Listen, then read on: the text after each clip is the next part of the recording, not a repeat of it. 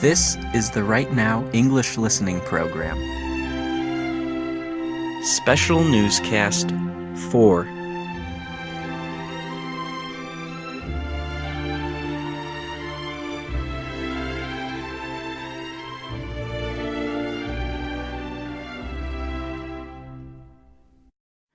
Welcome to the Special Newscast, the listening program specially designed for the students of English Right Now. Please listen to the newscast and complete your homework sheet.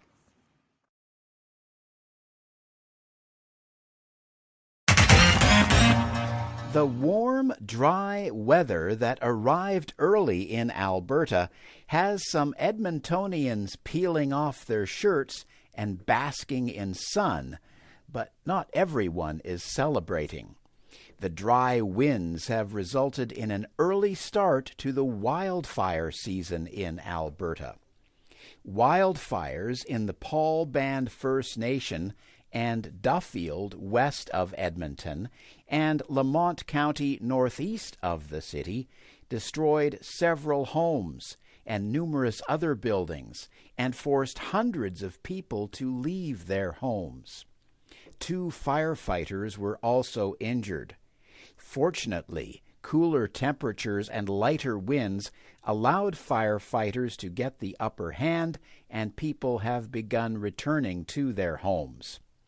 These are perfect conditions for grass fires, according to wildfire officer Leslie Lozinski.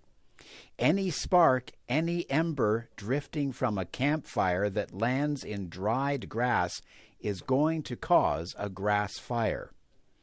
This early start doesn't necessarily mean the season will be long. The extreme dry conditions are expected to normalize sometime in the summer.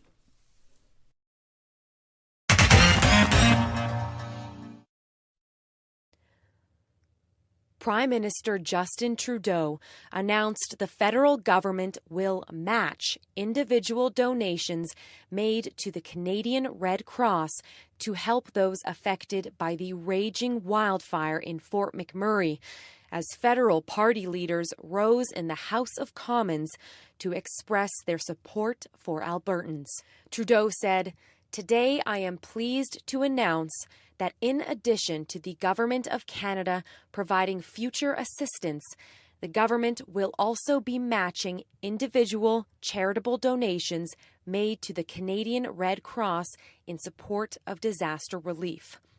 The continuing disaster forced Alberta to call a state of emergency last week after more than 88,000 people were forced out of their homes in and around Fort McMurray, sending evacuees to surrounding communities for shelter. Interim Conservative leader Rona Ambrose said, "I want to thank again the Prime Minister and the Minister of Public Safety for making this issue a priority. But most of all, on behalf of all of us, I want to tell the families, the workers, the first responders, and all of the public officials that are coping with this crisis that we're here for them." Mulcair said in his own statement, "Our thanks go out, of course, to the firefighters, the pilots, volunteers, emergency service workers, but I would dare say that our admiration goes out to the ordinary folks that we've seen in these tragic events. There is something incredibly reassuring to see how Canadians respond, stories of neighbors helping neighbors, good folks helping good folks," he said. "I think that everyone there deserves our congratulations," Mulcair said.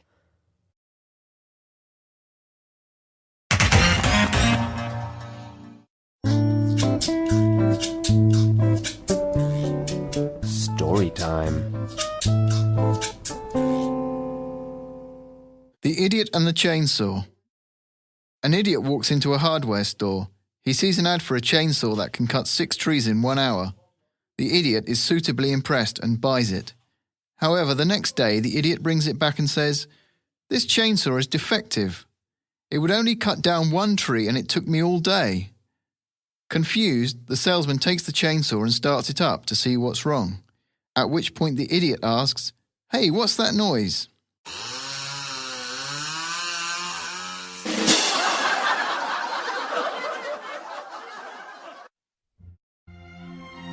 That's all for today.